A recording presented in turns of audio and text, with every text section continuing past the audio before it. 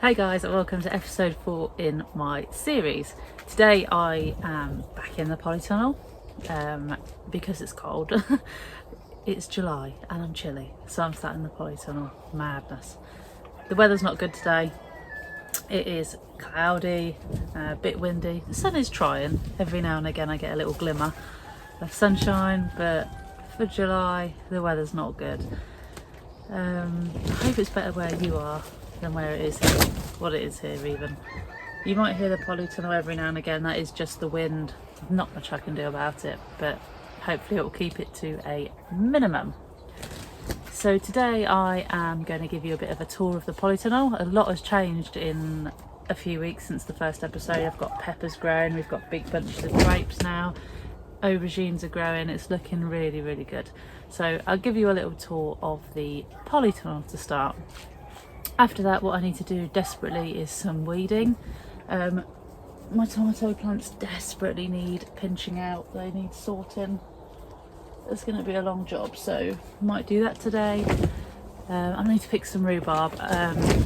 If you watched my last video, I said I might make some rhubarb gin, and if I don't pick any now, I think I'm going to run out of time. So we'll go down to the rhubarb patch and you'll be able to see quite how much rhubarb is down there. I think you'll be surprised, and we'll pick a bit more of that. So like I said, yeah, it's the first week of July here in the UK in Norfolk. The weather isn't brilliant, as I've already said.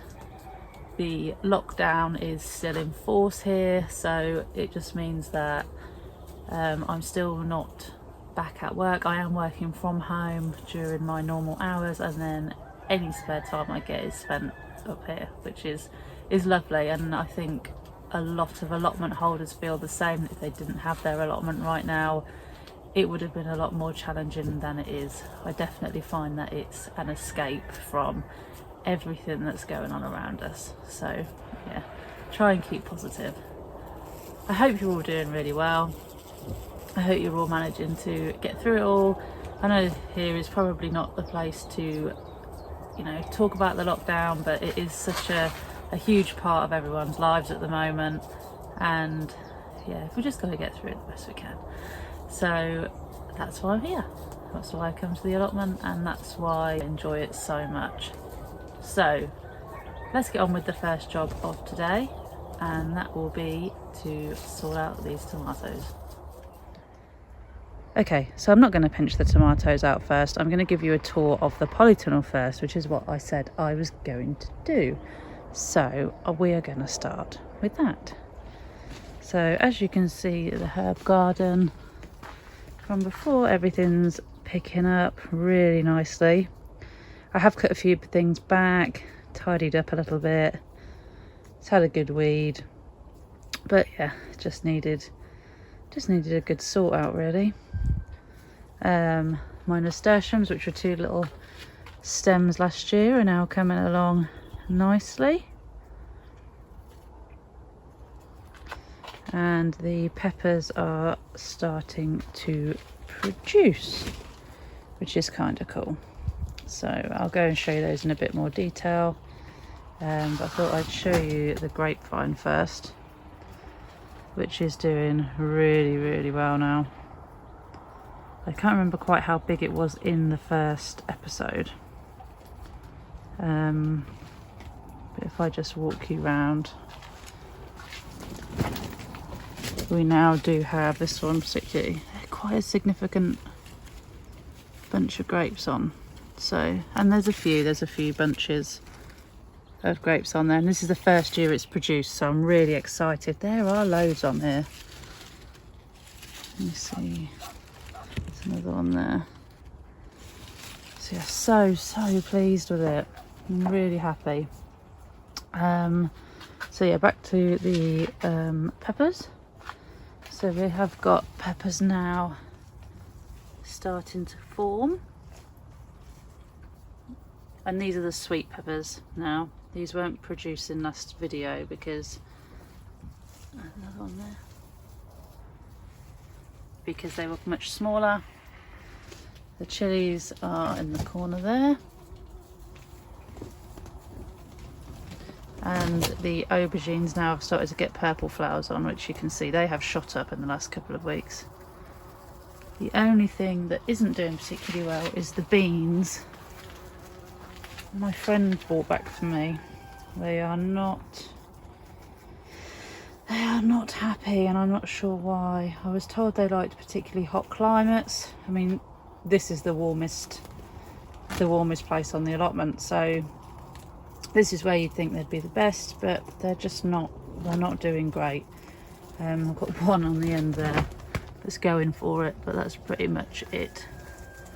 I've tried tying string to them. I've put individual canes on them for support, for extra water, and then periods of less water. Maybe that's it. It could be to do with irregular water, I suppose, but just trying anything I can to sort of keep them going. God, there's a bumblebee having a field day above my head. Yeah, the aubergine's doing really well now, flowering well.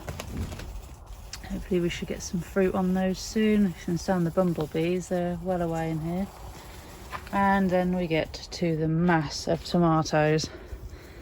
Now I might just put up a screenshot of what these looked like only 2 or 3 weeks ago, just so we can compare how quickly they have grown. That is madness. But we'll come back to those later in the video.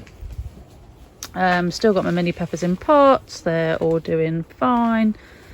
And my fig tree probably needs a bit of a water, but apart from that, seems relatively happy. Now, in the last video, when we did a tour of the Polytunnel, I said that we were bought for Christmas some melon seeds, which we were. And I said that I wasn't a melon fan. And that I'd plant 2 anyway, see what happened, and then we'd go from there. Maybe I'd try them, maybe I'd like them. However, they have grown since the last video. Now, correct me if I'm wrong, but this does not look like a melon to me. Not sure what you guys think, but I'd say that was a courgette.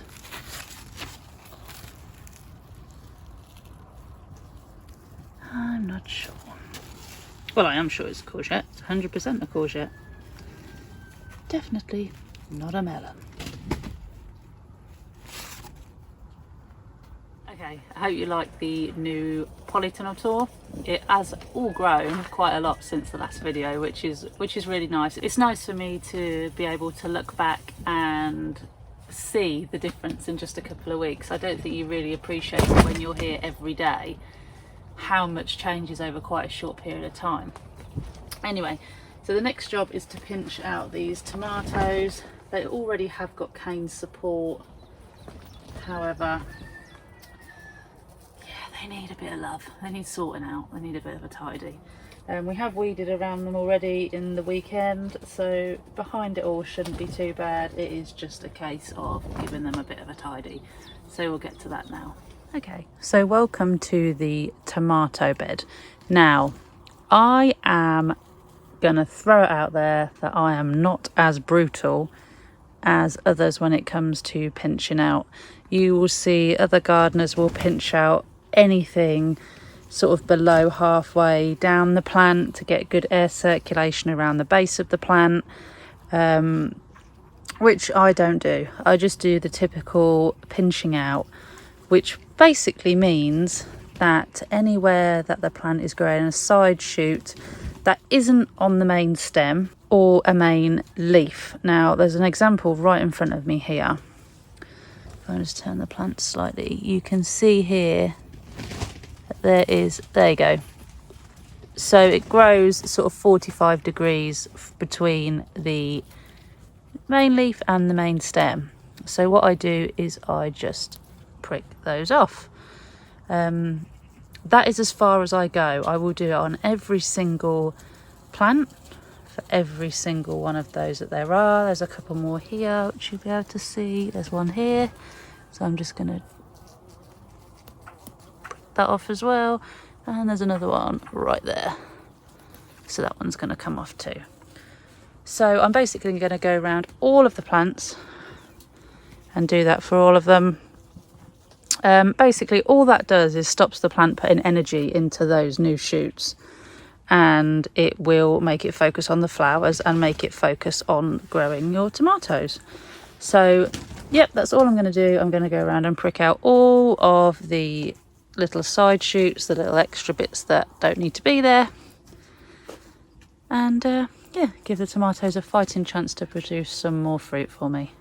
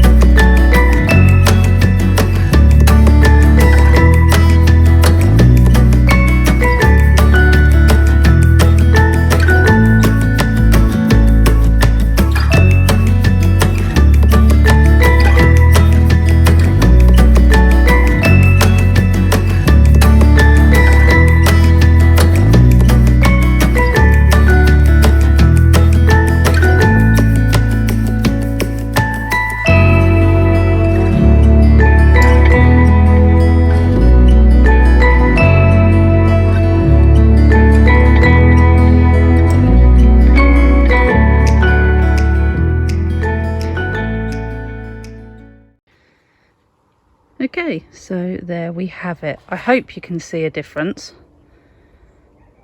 from around half an hour ago. There's a lot that are quite big, but just from pinching out the new shoots, that seems to have made a difference.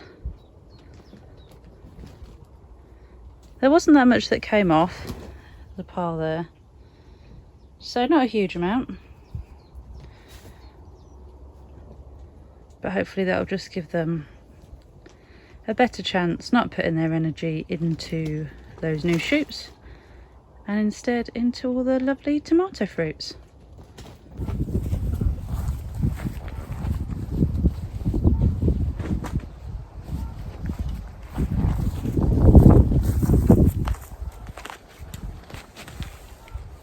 Okay, so this is the area that I'm going to be weeding today, or focusing my weeding on.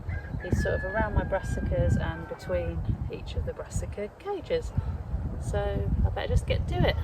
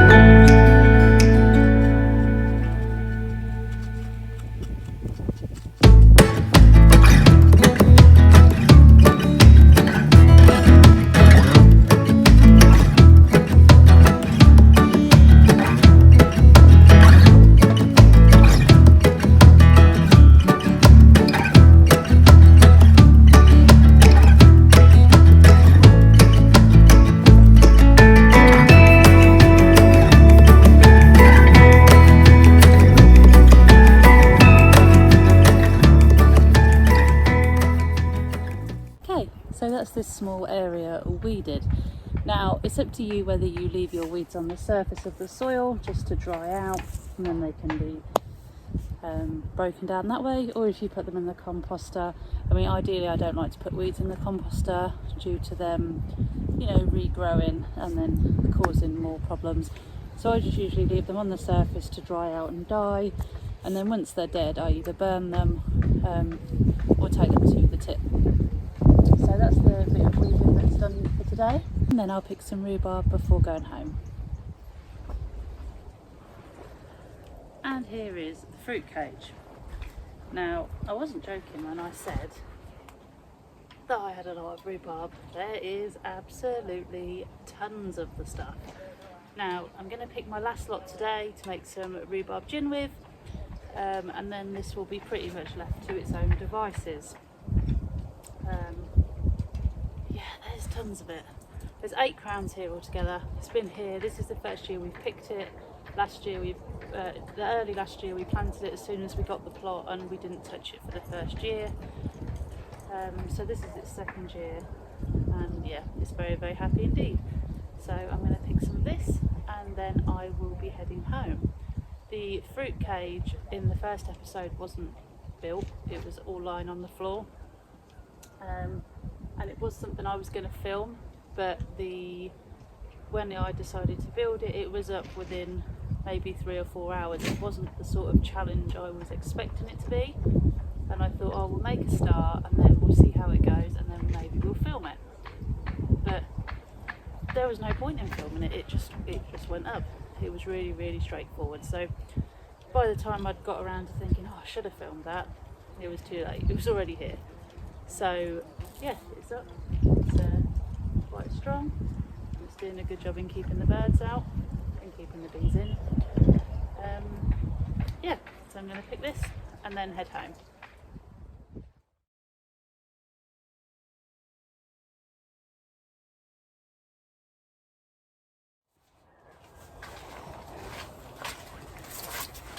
Well guys, that's pretty much it for this episode. I've got my rhubarb and I'm now going to head home to make this into a lovely gin. I might film it just so if you don't know how to make it, you've still got time to go out and make yourself one last batch. Okay, as always, thank you for watching. If you want to follow me on Instagram or Facebook, I will leave my links up here for you so you can do so. But thank you again for watching. Any comments would be appreciated. If you did like this video, please click the thumbs up, and of course you can always subscribe. So thanks again for watching guys, and I'll see you all soon.